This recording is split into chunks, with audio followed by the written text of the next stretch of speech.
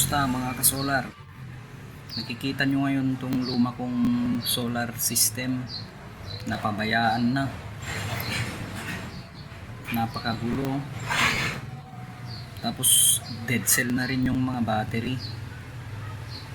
Ginagamit ko pala ito sa water pump na 12 volts. Pangkarga ng tubig sa aking car wash. Yan, may 14 volts yung battery. Pero dead cell na yung battery niyan. Pero gumagana pa yung mga panel.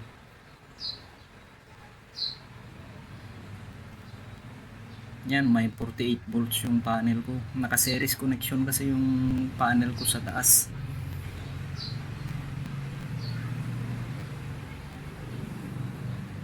Balak kong bumili ng bagong battery. Iayos tong system ko. Yan, charger yan para sa 220 kasi madali nang malobat yung battery, yung switch ng pump. Yun, yung mga yun, mga sira, ay hindi pa sira ang mga yun, gumagana pa kaso hindi ko na ginagamit. Yung MPPT ang ginagamit ko. Sa susunod mag-upload ako ng video pag na-upgrade ko na tong solar ko. Salamat sa panunood.